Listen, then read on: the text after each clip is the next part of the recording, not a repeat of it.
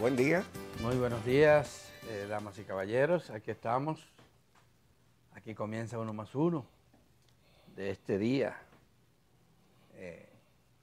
el último de la semana, último día laboral de la semana. Comenzó junio y ya se fue la primera semana. Se fue la primera semana, así es. Y la noticia obligada del día de hoy.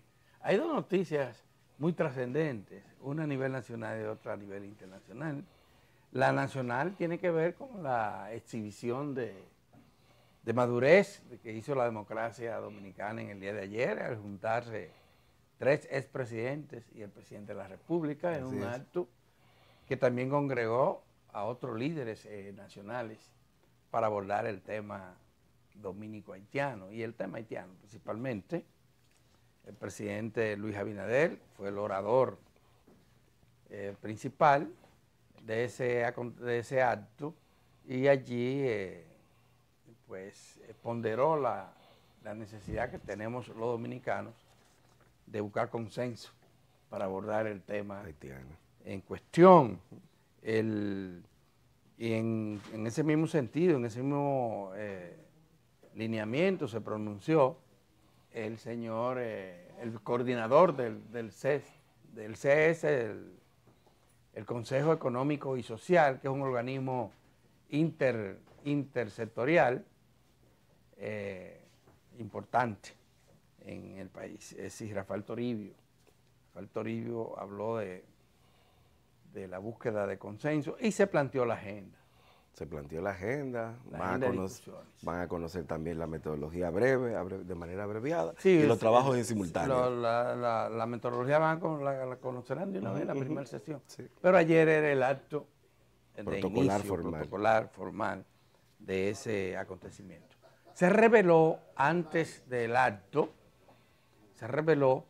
que los 3 exmandatarios y el presidente de la República firmaron una carta común que le enviaron también a los presidentes de aquellos países que tienen representación en el Consejo de Seguridad de las Naciones Unidas.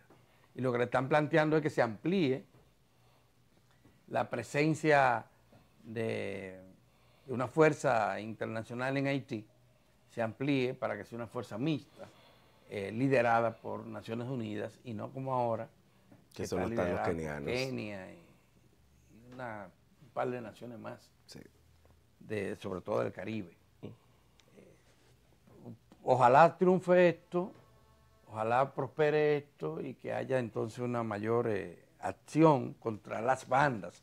Esto no es contra los partidos, esto es contra las bandas delincuenciales que hay en Haití, a ver si se pueden crear las condiciones mínimas en ese país para realizar elecciones y elegir a un gobierno con legitimidad, que es lo que no hay en Haití todavía.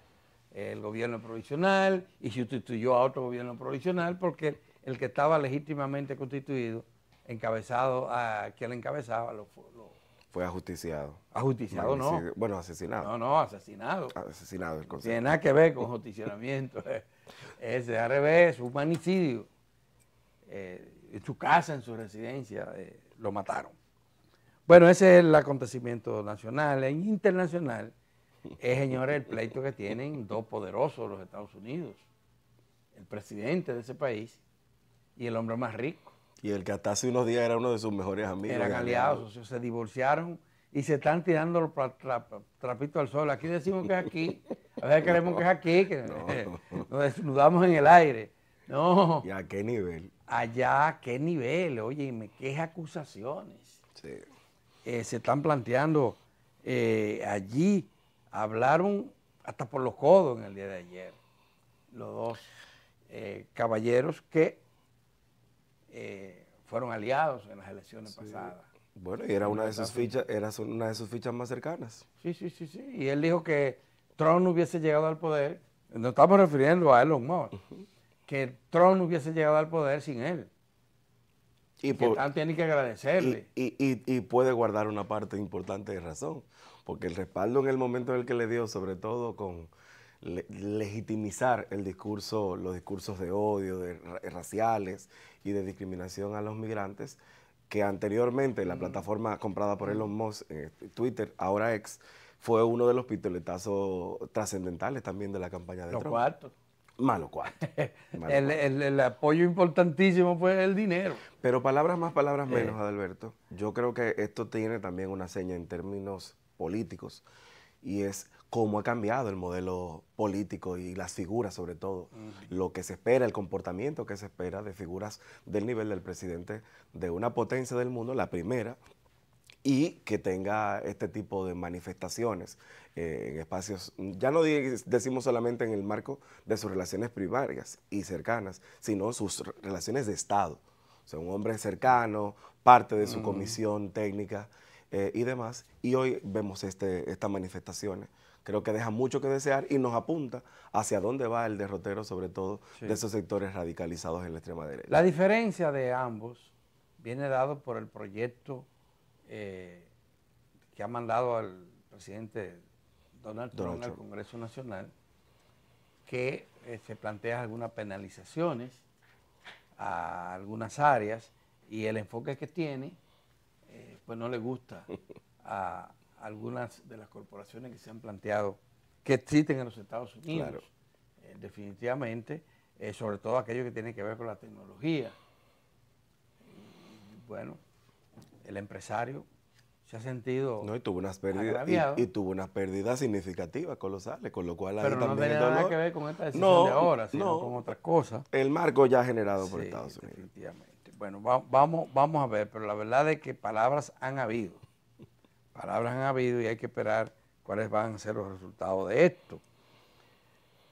Aquí en el patio, otra noticia que no se destaca tanto, pero que es importante, fue la aprobación en primera lectura del proyecto de ley que crea el Ministerio de Justicia. Eso es una iniciativa del presidente Luis Abinader desde su primer mandato y que no ha prosperado hasta ahora, pero ya hay un proyecto, está en el Congreso, el Senado comenzó a discutirlo y se espera que en cualquier momento sea aprobado. Se había hablado de que el actual ministro de Trabajo iba a ser el ministro de Justicia. Ahora no sabemos quién sería. Pero la idea de este ministerio es separar las funciones propiamente administrativas del sector judicial de las funciones de persecución, que es la Procuraduría. La Procuraduría, ¿verdad? La persecución del delito. La Procuraduría, de manera que tenga más holgura la parte del Ministerio Público en la persecución del delito y que aquí entonces se concentre toda esa burocracia administrativa que tiene el sector. Eso se supone que se va a aprobar porque hay poca oposición. Sí. Aunque vi ayer a una asociación de fiscales. Una asociación, porque hay dos asociaciones fiscales. Aquí este país todo se divide. Aquí de la alta gracia. Los gremios están debilitados, pero son muchos. No, son muchos. Es una cosa increíble. Hay dos asociaciones de fiscales en la República Dominicana. Y entonces una de ellas se pronunció en contra. Sí, se pronunció en contra del tema de la gestión del INASIF, sobre todo, de manera particular. Y lo que plantean es que les ven con preocupación que el Poder Ejecutivo tenga la administración, en este caso, porque según lo que contempla el proyecto aprobado en el Senado, pasaría esto a formar parte del Ministerio de Justicia y no así de la Procuraduría. Y dicen ellos que en términos técnicos no sería correcto que la gestión ejecutiva sea la que maneje las pericias. Pero bueno, y la inflación está controlada según el Banco Central. Está por debajo del 4, que es la meta. Y eso es una de las más bajas de la región. Y el analfabetismo está creciendo. Esto sí es una sorpresa. Una sorpresa que en estos tiempos se hable de que todavía hay jóvenes que no saben leer ni escribir. En una sociedad donde la cobertura educativa que ya no hablamos de lectura, que ya no hablamos ni siquiera de lectura de baja capacidad de lectura comprensiva, sino que ni siquiera saben leer y escribir. Saben leer y escribir. Qué difícil, estamos hablando de un 6%. Pero hay provincias como Pedernales que llega al 16%. Sí. ¿Pero y qué es esto? ¿Qué está pasando en la ciudad dominicana? Claro, ese dato revela los niveles de desigualdad que hay en este país. Los niveles de desigualdad. Porque tú tienes en un país como el nuestro casi 700,000 estudiantes universitarios. Tú tienes 2 millones de estudiantes en el nivel inicial y medio de la educación. Nosotros tenemos casi 250.000 estudiantes en cursos técnicos, en escuelas técnicas, el ITRA, los politécnicos, el Infotet. El ITSC de San Luis. O sea, una ampliación enorme, significativa, sí, ¿verdad? Sí. De la cobertura educativa en la República Dominicana, y sin embargo, estamos peores. Tenemos este índice de un 6%, es mucho. Sí. Es mucho entre jóvenes y el tema menores de 15 años. Y a eso se le suma, poniéndolo en perspectiva, el tema de la deserción escolar. Bueno, es que la deserción escolar es una causa complementaria sí, de ese problema. Por múltiples razones desertan de las escuelas los niños y las niñas. Y no los tan niños. No, porque en la medida que avanzan los niveles educativos, aumenta la deserción escolar, de manera que a las universidades entran muy pocos de lo que entran. Mucho menos de lo que debería. En este caso. Ha bajado el índice, pero estamos hablando de cerca de un 7%. Que sigue siendo. Que es lo que llega, que sigue siendo significativo. Eso es lo que hay, damas y caballeros. Vamos a hacer una pausa porque hoy tenemos dos entrevistas importantísimas. Una de ellas con el profesor Arismendi Díaz Santana, quien ustedes saben que es un experto en seguridad social. Y con él vamos a conversar porque el tema de la seguridad social vuelve a ocupar primer plano en el debate nacional. Y en la segunda entrevista... Bueno, vamos a conversar con Tobías Crespo, diputado y miembro de la Fuerza del Pueblo.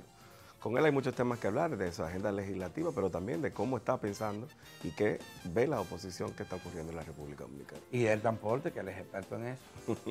Fue el autor de la última ley exactamente que tenemos que regir la materia.